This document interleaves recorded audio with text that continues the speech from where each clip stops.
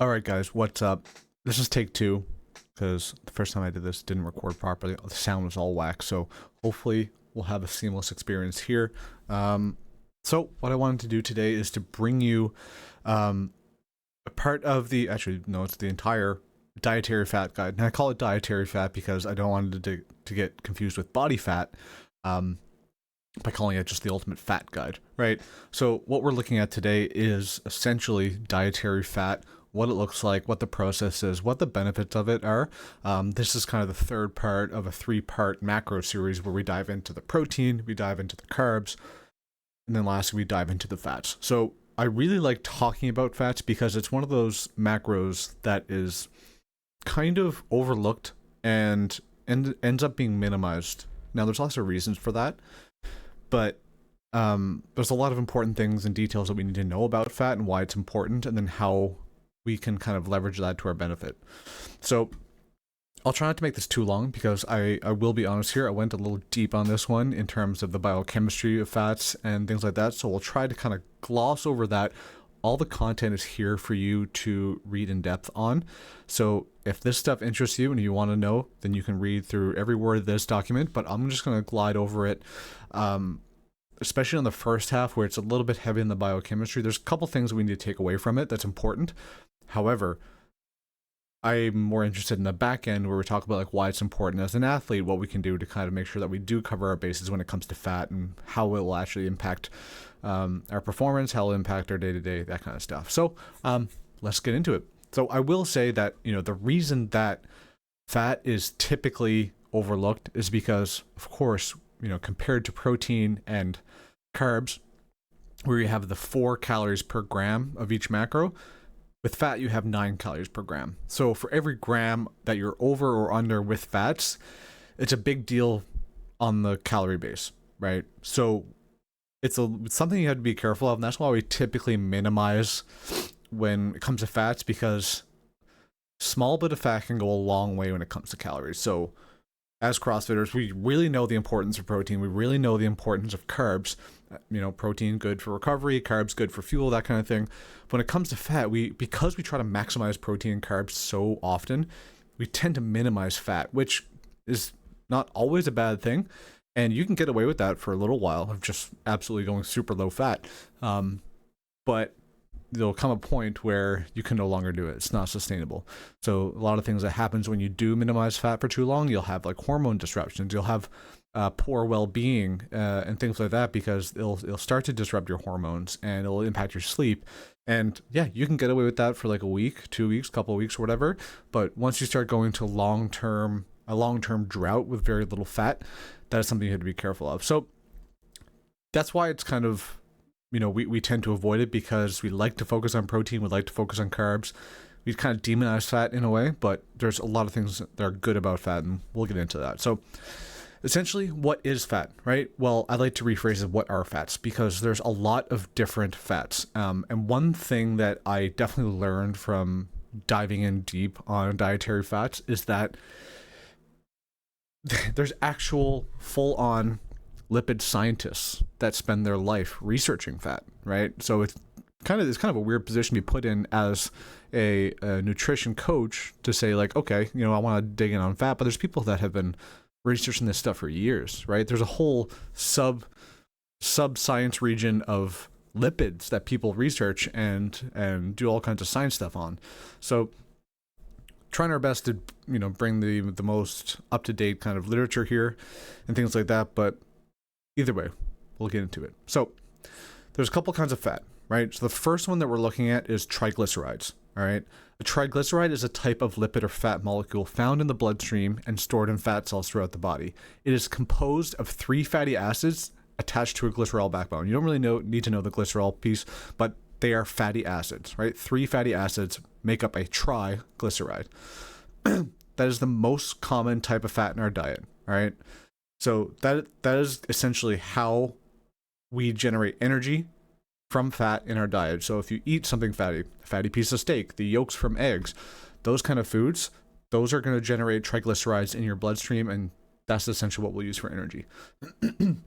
So within those triglycerides, like I mentioned, they are 3 fatty acids. Okay, so if you look at kind of the makeup, that is the triglyceride. The fatty acids are the chain pieces of those. Okay, so a fatty acid is to a triglyceride as an amino acid is to protein. So if you recall in the protein training, if you haven't watched that yet, I would definitely recommend that you go back and take in the protein training, because typically protein is a little more interesting than fats. Protein is made up of a chain of amino acids. Kind of the same thing for a triglyceride, is made up of a chain of fatty acids. Okay, that is the fuel source for fat. That is what our body uses for, it is a long hydrocarbon chain. So that's what our body uses for fuel. Okay. So fatty acid they can vary wildly in their chain length. There's all kinds of different fatty acids that will make up these triglycerides. They'll vary in chain length, and they can range from as few as 2 carbon atoms up to around 24 or more. They can be classified as 2 main categories. You have saturated fatty acids and you have unsaturated fatty acids. So now we're starting to get into the territory where you've maybe heard of some of these things before, right? So you have saturated fats. So essentially these guys have a structure that allows molecules to be tightly bound together so that they have a stable state at room temperature. So a good way to think about this would be like animal products, like, steak fat, beef fat, that kind of thing. They'll be, if you let it solidify on the counter, it'll be kind of solid, like not super solid, but it'll be in a stable structure. Same thing as butter. Butter, you take it out of the package. Once it thaws from the freezer or from the fridge, it'll remain at a steady state. That's how you know it's a saturated fat. And you can kind of think of saturated fat as a healthy fat. And we say that because it is typically a natural product that is very stable, and stability within molecular science is good. Typically, not always, but it's a good rule of thumb to go by, that if it has a solid state and it's very stable, typically it's good to break down, and the body likes that kind of stuff. Then we go into unsaturated fatty acids. Okay, so the difference being there's a break in the molecular chain that doesn't allow it to have a physical state. So you can kind of think of unsaturated fats as something that no matter how long you leave it on the counter, it's not going to become stable, right? Olive oil, for example. Yeah, you use it to cook your food and things like that, and it's technically a good fat, but it'll never become solid at any point. So there's a little bit of a different molecular structure that doesn't allow it to be solid. But then those unsaturated fats can be broken down to 2 further subgroups. You have your monounsaturated fatty acids, and you have your polyunsaturated fatty acids, or MUFA or PUFA. It's a weird way to kind of talk about it, but either way, monounsaturated fatty acids, they have 1 double bond in their structure, so there's only 1 broken bond that doesn't allow it to be stable. That's where you can kind of define it as like a good fatty acid. You have your olive oil, avocados, that kind of stuff, right? However, your PUFA, your polyunsaturated fatty acids, there's 2 or more. So it could be just 2, but it could be more. And generally speaking, the more double bonds and broken structures that they have, the more processed, the more unrefined it is. Refined. It's not good. So you would also find omega-3 and 6 fatty acids in there as well, would be classified as polyunsaturated fatty acids. So, and we'll get into kind of how that breaks down next, but essentially that can be a mixed bag of good and bad fats. We'll talk about what that means in a second, but essentially what they have is a low melting point. Okay, gotta correct that. Low melting point. So PUFAs are said to be mostly healthy, but are also inclusive on unhealthy processed oil. So in your polyunsaturated fats, it's like you do have fish oils and things like that. However, that would also be inclusive of something like vegetable oil. So although they are technically the same type of fat, the level of processing and the difference in processing, like fish oil being a little bit less processing to get naturally, to be derived naturally, versus vegetable oil having to go through a process called hydrogenation. We'll get into that as well. But they kind of are classified under the same thing, but in terms of health comparison, it's not close. So omega-3s, this is 2 really important points about omega-3s and omega-6s, okay? We've probably heard of at least omega-3s. You think about your good, healthy fish oils, good and high in omega-3s. A lot of people hear that. Omega-3s are typically categorized as anti-inflammatory, okay? And what I mean by that is that it really helps the body have what it needs to fight inflammation, which is why they call it anti-inflammatory. So it's not necessarily that you drink an omega-3 supplement and you'll reduce inflammation. It's not so much that, but if you do have inflammation and you do take it, it gives your body the tools it needs to be able to fight inflammation. Okay. So that can be a good thing. And we also need omega-6s because they're actually the opposite of that, which is pro-inflammatory, which seems weird because shouldn't we be fighting inflammation? Yes. However, when you have something that's pro-inflammation, just like the anti-inflammation, it gives your body the tools to respond to inflammation appropriately. Inflammation is just a part of a mechanism within the body that allows it to respond to something, respond to some type of stimulus. So if your body needs to be inflamed for a reason, it has to be able to adapt to that, right? And having omega-6s allows it to be inflammatory if it needs to. So it's another kind of way of thinking that omega-3s and 6s can be healthy. However, there's also omega-6s that can be unhealthy, right? Because it's not always naturally derived and things like that. You can have things like vegetable oils that are technically omega-6s, not super healthy. They will definitely promote inflammation, but also highly processed, which is not good. So it's always hard to find a correct balance of that, but typically speaking, and this will be a complete wrap up at the end to kind of give you like a rule of thumb as to how do you even approach all of this. It would be that essentially if you focus on natural whole oils or whole foods that are oils and fats, you're going to cover your bases when it comes to omega-3s, omega-6s, fatty acids, monounsaturated fat, and polyunsaturated fat. Okay, so all this is just information and knowledge that we need to know, but at the end of the day, we can always break it down to something more simple. So next we want to talk about trans fats. Okay, trans fats or trans fatty acids are a type of unsaturated fat. So back to the monounsaturated, polyunsaturated, they're typically polyunsaturated, that are artificially created through a process called hydrogenation. Okay, so that is a really important word to know. I'm going to highlight that and underline that. So during hydrogenation, liquid oils are converted into solid fats by adding hydrogen atoms to their chemical structure. So again, if we're talking about a processed oil, well, typically all oils that you get are going to have some level of processing, right? Olive oil, not a whole lot, because an olive is a typically fatty type of, I guess you call it a vegetable or a seed, that you can derive that stuff from. But vegetable oils, it's like in corn. Corn is not really naturally a fatty thing, so you have to extract it by squeezing it out, and then they use a process called hydrogenation to be able to use that. So this process, this is really what's interesting, is this process increases the shelf life and stability of fats, making them ideal for use in processed foods and commercial food production. So typically speaking, as a general rule of thumb, the more shelf stable a food is, the more trans fats it would have in it, right? Whether it's coated, built into the mix, whatever. So think about the difference between a fresh baked sourdough and Wonder Bread. Fresh baked sourdough, if you don't eat that within a week, it's going to get moldy and things like that. But why is it that you can leave an open bag of Wonder Bread and maybe it gets a little stiff, but it never gets moldy, it never goes really bad? You can eat that for weeks because it has trans fats in it, right? It increases the stability and the shelf life of an item. Same thing with things like granola, right?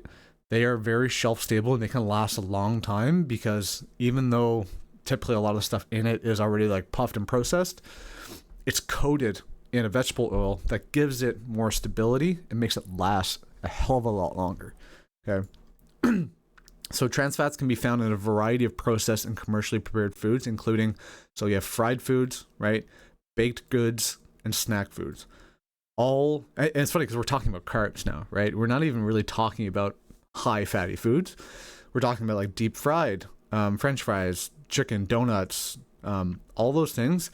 Although a lot of them are carbs, French fries, donuts, carbs, they're essentially deep fried in oil, which is fat. So they're coated in it and they're probably mixed into the other stuff as well. Then you have your baked goods, pastries, cakes, cookies, lots of fats in those as well. Typically speaking, a lot of sugars and fats. So something to watch out for there as well. And then your snack food, potato chips, crackers, all those kinds of things coated in trans fats. Okay. So it's definitely something that you want to watch out for. So to kind of put a bow on that whole trans fats piece, consuming trans fats has been associated with numerous health risks, including an increased risk of heart disease, stroke, and type 2 diabetes. Because typically, these types of fats are associated with a traditional North American diet. Okay. So if you can relate any type of food to that traditional North American diet, generally speaking, they have a lot of trans fats in those. All right. So then the last 2 points here, just some common questions that I get a lot when it comes to lipids and fats as a whole. So we have seed oils. What the hell are those, right? I want to include it here because it's likely a burning question that we have. Like, what the hell is this difference between seed oils, vegetable oils, olive oils, those kind of things? How can we tell which one's healthy and which one's not, right? Again, going back to the hydration piece, typically speaking, and I'm trying to bring this around as much as possible to like a general rule of thumb that we can just go on. Anything that has a vegetable in front of it, then oil, is generally highly processed and will be kind of bad for you. So it's not that we can't have it, but you want to avoid this or minimize this as much as possible. So trying to minimize these things because they will not help us reach our goals. They will hinder your performance. Once you get these kind of chemicals in your body, it's not that it's not gonna kill you, it's not gonna hurt you, but exposure to this stuff over time, repeatedly every single day, that gets into your chemical structures, your cells, and it just shit doesn't work right. Okay. That is because of the instability of the molecular makeup, right? Our body doesn't know what to do with these. They're kind of new to the scene. They've only been around for, I think they started beginning processing of these types of fats within the last 100 years. I think it was around the turn of the century. The century being 1900, not 2000. But this mass production of food almost always includes these type of things. So anything with a vegetable followed by oil, with the exception of something like olive oil, is usually pretty bad for you. So I read this interesting book called The Deep Nutrition by Catherine Shanahan. And there's this interesting table where they kind of talk about the same thing that we mentioned earlier. There's all these kind of foods that are also typically carb-based that are really something that you want to watch out for when it comes to having added trans fats to it, right? So we'll kind of just go through some of I encourage you to read all this and look at it, and definitely read the book as well. But let's just look at some of these examples. So like margarine.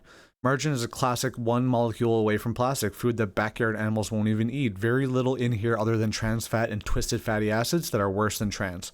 Don't let kids near it. It interferes with normal bone growth and sexual development. So margarine is a funny thing because there's a whole backstory behind margarine of how could they feed people cheaply and give like the appearance of butter when it's actually not butter, because it'll last forever, doesn't go bad, that kind of thing. But I might have to share that story one day because it's actually an interesting story about margarine. There's basically one guy that kind of invented it, and it used to have a gray appearance because it was basically so devoid of any natural type of food that it was actually gray. Anyway, so lots of trans fats in margarine. Salad dressing, aside from water and vinegar, most store-bought salad dressing is pure vegetable oil plus sugar and flavoring agents. So again, it's not the end of the world if you do have something like this, but something you have to watch out for. Breakfast cereals, good example of the carbs that are absolutely just covered in trans fats. Most breakfast cereals are extruded, pressed, flaked, and or puffed. The slurry is then hardened with a coating of vegetable oil, which acts like a protective varnish that can maintain the product's shape and prevent dampness from making it soggy, right? So that's a really good example of what it kind of acts as. The vegetable oil on top of the breakfast cereal acts like a protective varnish, right? It protects the food from whatever's trying to attack it on the outside, making it more shelf stable. Again, that high level of processing is something that we don't want to eat, but it's good, so I get it. Even nuts, right? So nuts, oily nuts only, raw or dry roasted nuts are good for you, but read labels carefully. So this is kind of like a middle ground here. That often when we see like baked or coated nuts that are like salty, flavorful, have a different coating on it, usually they are covered in vegetable oil, right? The nut itself is technically a good fat and good for you, but what it's coated in is typically not. So that's why you have to be a little bit careful around this stuff, because it gives the appearance of health when actually kind of doing a bait and switch, right? So all kinds of things here that actually include vegetable oil and things that you have to be careful of. So read through that, and definitely encourage reading the book Deep Nutrition, because it gets into all this kind of stuff, hundreds of pages about this stuff. So the next question I wanted to address would be, what about MCT oil? MCT oil is another very popular triglyceride that is typically used as a supplement. People use it in their coffee. They use it, typically in the mornings, sometimes after workouts, that kind of thing. MCT oil stands for medium chain triglyceride. All right, it's a dietary fat composed of medium chain. Duh.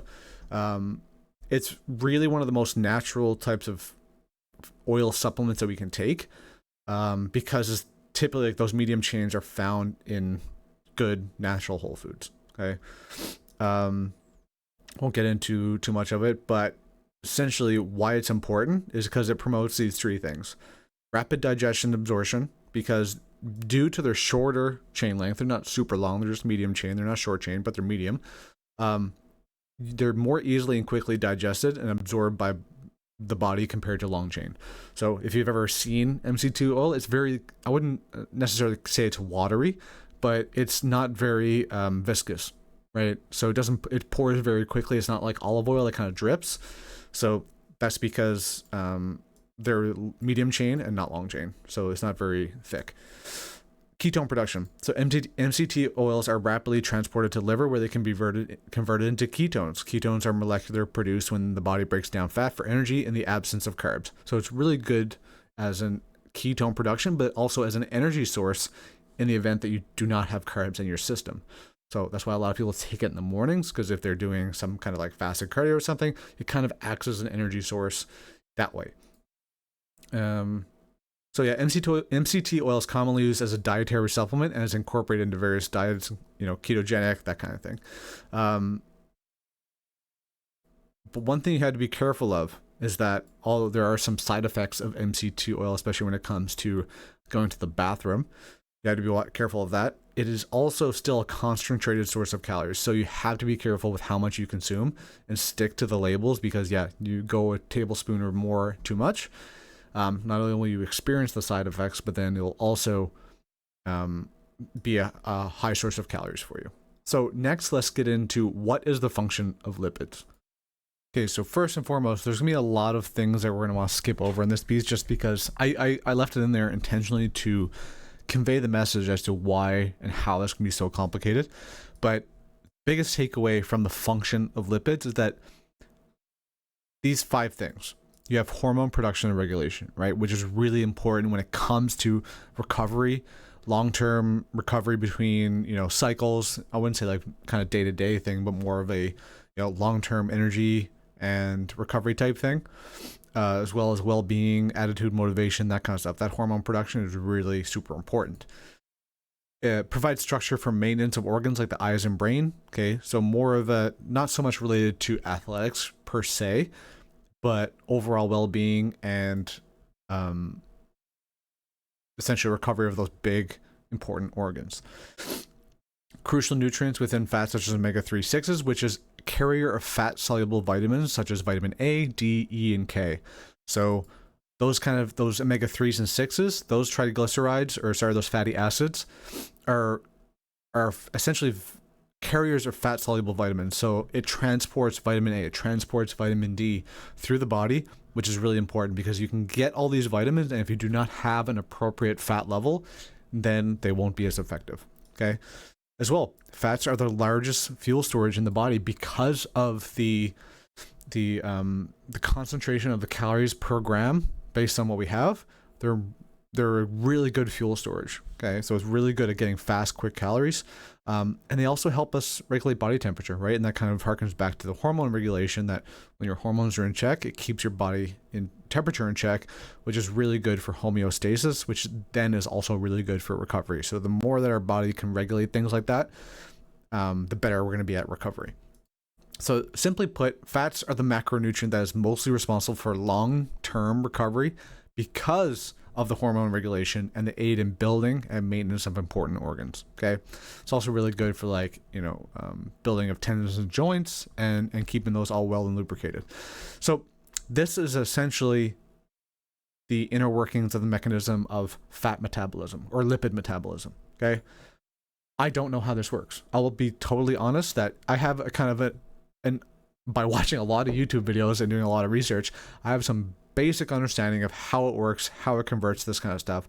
I don't remember any of it, but at the end of the day, we don't need to know this stuff, right? It's not really that important for us to know the mechanistic action of dietary fats and lipids.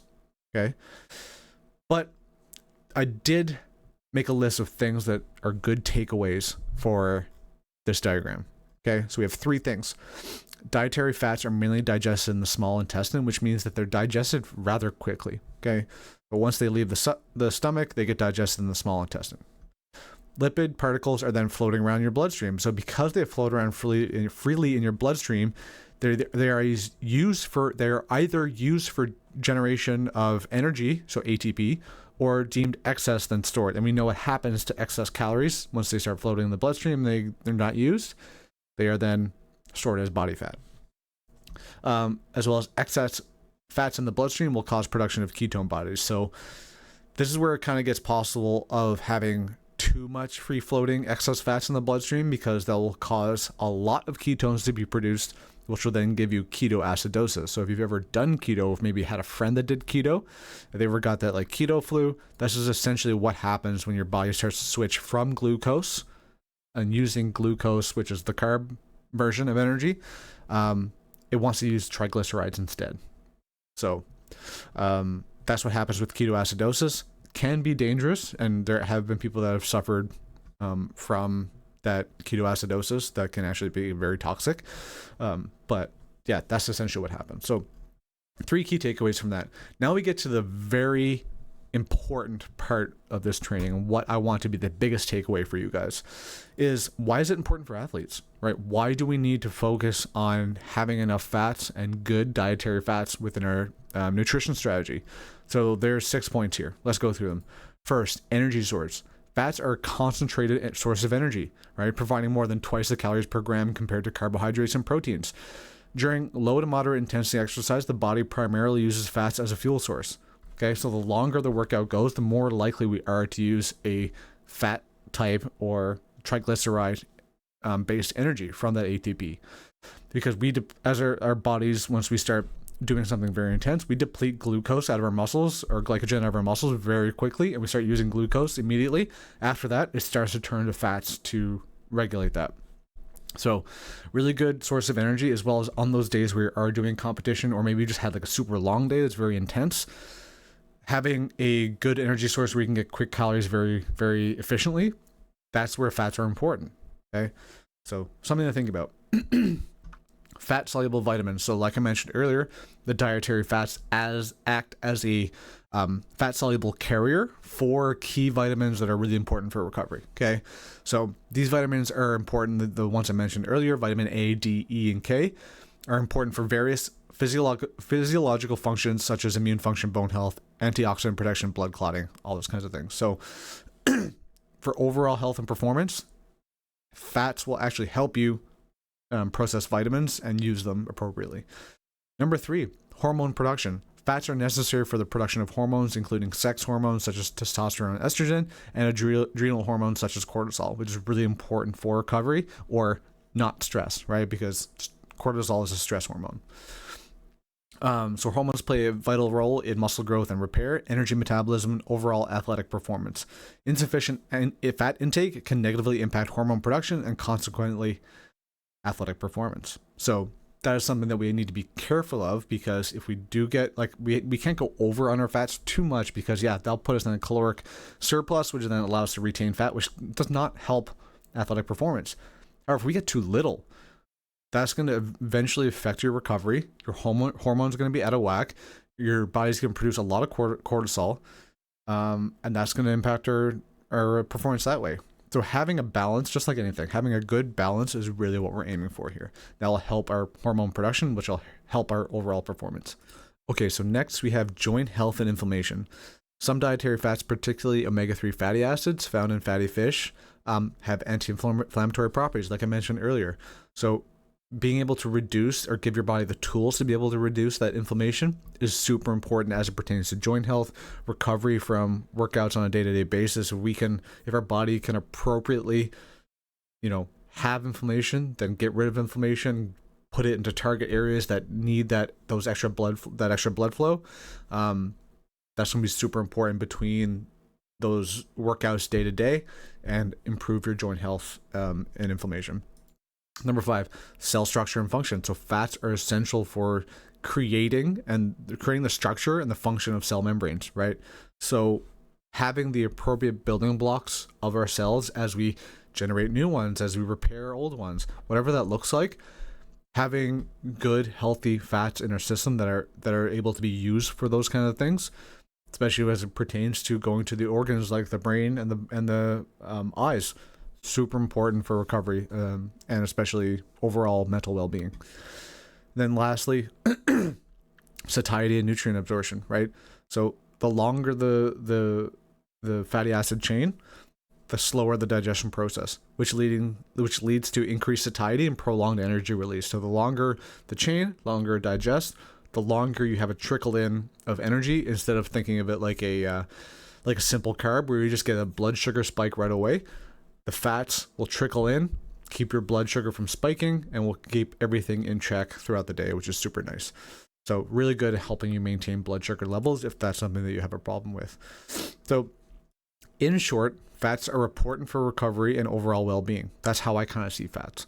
Recovery overall, like long-term recovery and well-being. So from the physical side of things, having proper recovery down to the cell level where we are producing tissues, tendons, absorbing the important vitamins for our diet, and having proper metabolic function is key. All right. So aside from the kind of like the very logical aspects of this, the proper hormone production allows us to keep our emotions in check and utilize the power of sleep to regulate them. So the better our hormones are at regulating what is going on with our body, the more that we can leverage sleep to our advantage. Because if we do have the appropriate hormones, sleep also helps promote hormone regulation, which will help, our psychology, our mindset, that kind of thing, keep us from going off the rails and being moody or discontent. Those important things. So how do we get them, right? I mentioned earlier that I would kind of put a little bow on this at the end. There's all kinds of ways that we can get our fats, but I boil it down to this one rule. Get most of your fats, and I say most, not all. Of course, there's going to be some instances where we get trans fats, and I don't want anyone to go down to a certain level of detail where you say, I got 0 trans fats today. It's not really like that. Just think about this. Get most of your fats from whole foods because nature doesn't make bad fats. Okay, simply put, if we can minimize, I don't even want to say eliminate, minimize the amount of trans fats and hydrogenized oils like safflower oil, vegetable oil, canola oil, corn oil, if we can reduce that kind of stuff, then typically we'll be okay. If you hit your macros, your fat macro, while tracking, and you do so with whole foods, that is the ideal situation, and you're going to cover all of your bases. Okay.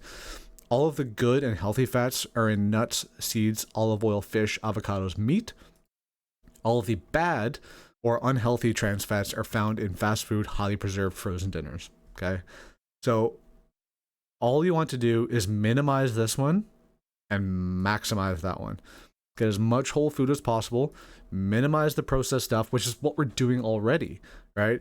And that's it. That's all. It's important to get the good amount of the good amount of fats in your system.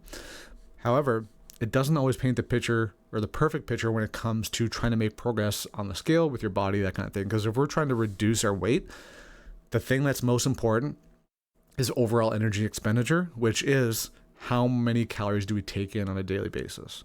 So one last thing to remember when tracking fats is important to be accurate, because a 15 to 20 gram slip up on fats can easily lead to ruining a caloric deficit. So hopefully that was informative for you guys and help you kind of understand fat a little bit better. It's something that is kind of ignored, especially in the CrossFit scene, because we don't see it as immediately helpful when it comes to our workout. It's not like protein that helps regenerate those muscles and build muscle. It's not like carbs that gives you that instant fuel source. It's more on the well-being and long recovery side. But nonetheless, if this is something that you neglect and get not enough of, it can lead to problems down the road, including injury, burnout, that kind of thing. So in the event of, or in the interest of not making this any longer, I'm going to cut it there. But if you have any questions, feel free to reach out. And grab this training so you can have a read through it and go over all the stuff that I didn't go over, because if I did, this training would have been an hour long. So thanks for checking in on this training, and I'll see you in the next one.